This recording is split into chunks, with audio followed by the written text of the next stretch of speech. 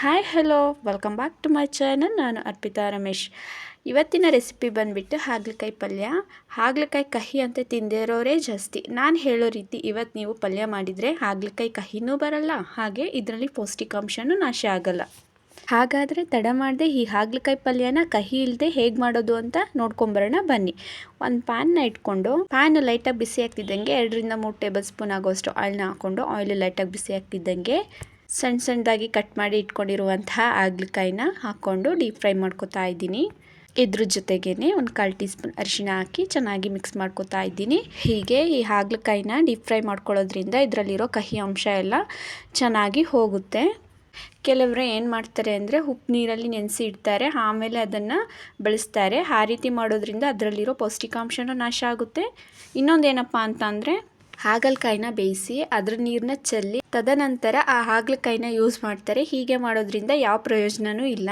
ನೋಡಿ, ಇವಾಗ deep fry ಆಗಿದೆ, ಇಷ್ಟಾದರೆ ಸಾಕು. ಅದೇ ಪ್ಯಾನ್ಗೆ ಒಂದು 3-4 ಟೀ ಸ್ಪೂನ್ ಆಗೋಷ್ಟು ಆಯಿಲ್ನ ಹಾಕ್ಕೊಂಡು 1 ಸ್ಪೂನ್ ಸಾಸಿವೆ, 1 ಸ್ಪೂನ್ ಕಡಲೆಬೇಳೆ, ಸ್ವಲ್ಪ ಕರಿಬೇವಿನ ಸೊಪ್ಪು ಮತ್ತು 4-5 ಜಜ್ಜಿರೋ ಬೆಳ್ಳುಳ್ಳಿ ಹೆಸರುಗಳನ್ನ ಹಾಕ್ಕೊಂಡು ಚೆನ್ನಾಗಿ ಫ್ರೈ ಮಾಡ್ಕೊತಾ ಇದ್ದೀನಿ. ಇದು ಫ್ರೈ ಆಗ್ತಿದ್ದಂಗೆ 1-2 ಈರುಳ್ಳಿನ ಹಾಕ್ಕೊಂಡು ಚೆನ್ನಾಗಿ ಫ್ರೈ ಮಾಡ್ಕೊತಾ ಇದ್ದೀನಿ. ಈರುಳ್ಳಿ ಎಲ್ಲ ಚೆನ್ನಾಗಿ ಟ್ರಾನ್ಸ್ಪರೆಂಟ್ ಆಗಬೇಕು, ಅಲ್ಲಿ ತನಕ ಒಂದು ಸ್ವಲ್ಪ ಚೆನ್ನಾಗಿ ಫ್ರೈ ಮಾಡ್ಕೊಳ್ಳಿ.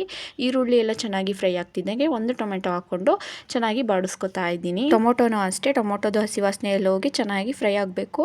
ಇವಾಗ ಇದಕ್ಕೆ ಡೀಪ್ ಫ್ರೈ ಮಾಡಿಟ್ಕೊಂಡಿರುವಂತಹ ಹಾಗಲಕಾಯಿ ಹಾಕ್ಕೊಂಡು ಒಂದು 10-20 ಸೆಕೆಂಡು ಬಾಡಿಸ್ಕೊತಾ ಇದ್ದೀನಿ. ಒಂದು ದೊಡ್ಡ ಸೈಜಿಂದ ನಿಂಬೆಹಣ್ಣು ಗಾತ್ರದ್ದು ಹುಣಸೆಹಣ್ಣ ನೆನೆಸಿ ಇಟ್ಕೊಂಡಿದೆ, ಅದನ್ನು ಕೂಡ ಸೇರಿಸ್ಕೊಂಡು ಚೆನ್ನಾಗಿ ಮಿಕ್ಸ್ ಮಾಡ್ಕೊತಾ ಇದ್ದೀನಿ.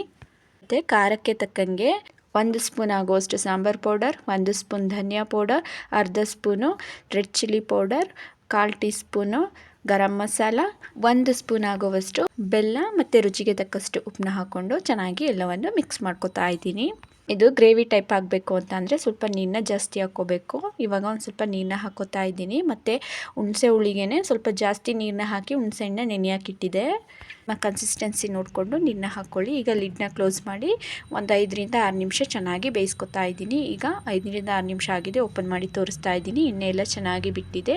4-5 ಟೇಬಲ್ ಸ್ಪೂನ್ ಆಗುವಷ್ಟು ತೆಂಗಿನ ತುರಿನ ಹಾಕ್ಕೊಂಡು ಚೆನ್ನಾಗಿ ಮಿಕ್ಸ್ ಮಾಡ್ಕೊತಾ ಇದ್ದೀನಿ. ಈ ತೆಂಗಿನ ತುರಿ ಅನ್ನೋದು ಕಂಪ್ಲೀಟ್ಲಿ ಆಪ್ಷನಲ್. ಇಷ್ಟ ಇದ್ದರೆ ಹಾಕ್ಕೊಳ್ಳಿ, ಇಲ್ಲ ಅಂತ ಅಂದರೆ ಬೇಡ.